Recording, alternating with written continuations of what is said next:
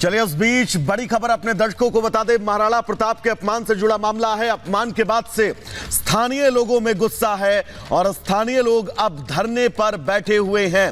अपमान के बाद अब स्थानीय लोगों में गुस्सा है, लोग धरने पर बैठे हुए हैं। कई संगठनों के लोग इस धरने में शामिल हैं। दरअसल मैनपुरी में समाजवादी पार्टी की रैली के बाद महाराणा प्रताप की मूर्ति पर जिस तरह से समाजवादी पार्टी के झंडों को लगाया गया कुछ अराजक तत्वों के द्वारा, अब कई संगठनों के लोग महाराणा प्रताप के अपमान को लेकर धरने पर बैठे हुए हैं। मैनपुरी की तस्वीर हम आपको दिखा रहे हैं, जहां पर अखिलेश यादव के रोड शो के बाद अब आज मैनपुरी की सड़कों पर लोग इस दिन डिंपल जी का नामांकन कराने के लिए ये लोग आए थे। उस दिन भी समाजवादी पार्टी के राष्ट्रीय महासचिव सांसद प्रोफेसर रामगोपाल यादव जी ने भी बहुत भद्दी टिप्पणियां करने का काम किया था और उसी से इनका मनोबल बढ़ा। और ये प्रायोजित कल अखिलेश जी की और इनके नेताओं की उपस्थिति में जिस तरीके से हमारे शौर्य वीर के प्रतीक, राष्ट्रीय नायक, राष्ट्रीय एकता अखंडता के प्रतीक, मुगल साम्राज्य से लड़ने वाले महाराणा प्रताप के खिलाफ उनके अपमान को किया है, उनके साथ जो बर्ताव किया है उनको तोड़फोड़ करने।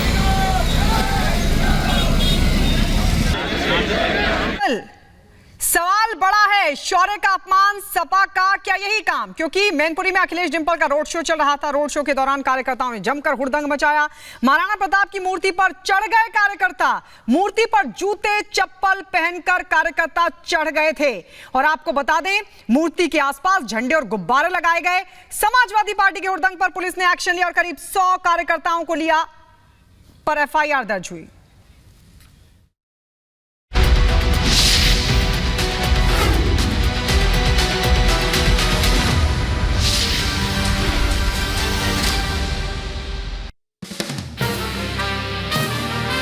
आंध्र प्रदेश के धर्मावरम में गृहमंत्री अमित शाह की चुनावी रैली और कहा कि हमने अपराध और गुंडागर्दी को आंध्र प्रदेश से खत्म करने के लिए किया है गठबंधन। आंध्र प्रदेश में गरजे अमित शाह, कहा अपराधी, माफिया और धर्म परिवर्तन के खिलाफ हमारी लड़ाई।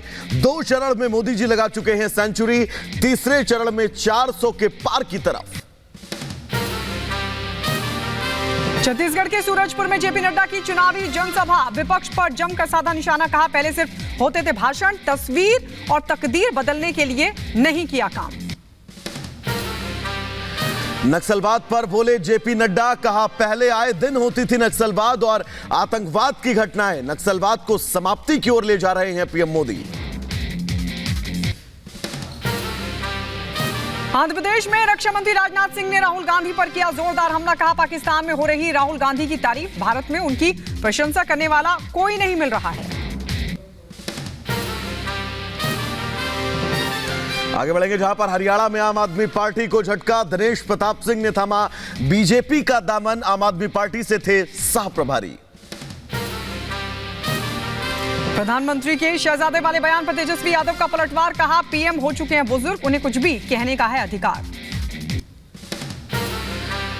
केंद्रीय मंत्री देवेंद्र सिंह चौहान ने गुजरात में जनसभा को किया संबोधित। कहा पिछले 10 सालों में देश में जो बदलाव आए उसे देखते हुए हमें पूरा भरोसा है कि यहां की जनता हमें जीत दिलाएगी।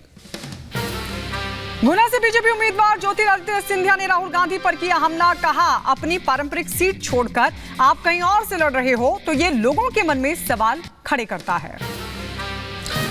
रायबरेली से बीजेपी प्रत्याशी दिनेश सिंह का राहुल गांधी पर हमला। कहा राहुल मेरे लिए कंपटीशन नहीं है, रायबरेली में मेरी जीत तय है। आरजेडी के नेता मोहन झा ने आपको बता दें प्रधानमंत्री मोदी पर किया हमला। कहा तेजस्वी हर सभा में नौकरी की बात करते हैं, पीएम मोदी की कथनी और करनी में अंतर। उधर बीजेपी नेता कपिल मिश्रा ने ओवैसी पर साधा निशाना। कहा ओवैसी अगर बीमारी है तो माधवी लता उनकी दवाई। सारण से आरजेडी प्रत्याशी रोहिणी आचार्य ने बीजेपी पर बोला हमला। कहा हार के डर से ही लोग झूठे भ्रामक प्रचार और प्रोपेगेंडा की आड़ में अपना जो कायरता है वो छिपाते हैं। लड़ना है तो सामने से लड़ो, ये कहना है रोहिणी आचार्य का। लालू यादव का मोदी सरकार पर बड़ा हमला। कहा यह चुनाव मरने का नहीं, जिंदा रहने की लड़ाई का चुनाव है। चिराग पासवान का लालू यादव के बयान पर पलटवार। कहा बांटने की राजनीति आरजेडी और कांग्रेस का कल्चर, असल मुद्दों से जनता को भटकाना इनका मकसद।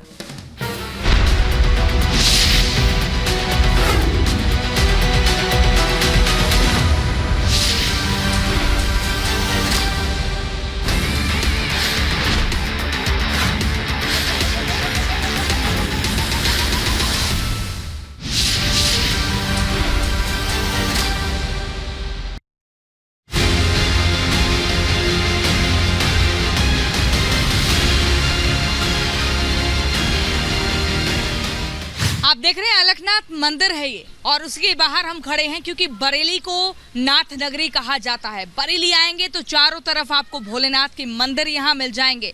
तो धार्मिक लिहाज से भी काफी मान्यता है, राजनीतिक लिहाज से मान्यता है कि यहाँ पर ये कहा जाता है लगभग 3 दशक से बीजेपी का एक गढ़ रहा है।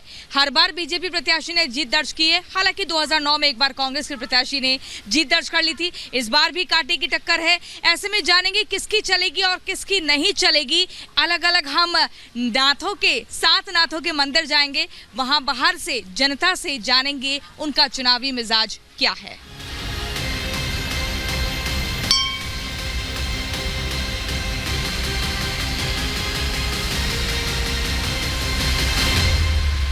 तो देखिए कैसे गुफा के अंदर जाकर अलकनाथ मंदिर में पूजा पाठ की जाती है, लेकिन लोगों से हम जानते हैं। इस बार आपका नाम क्या है?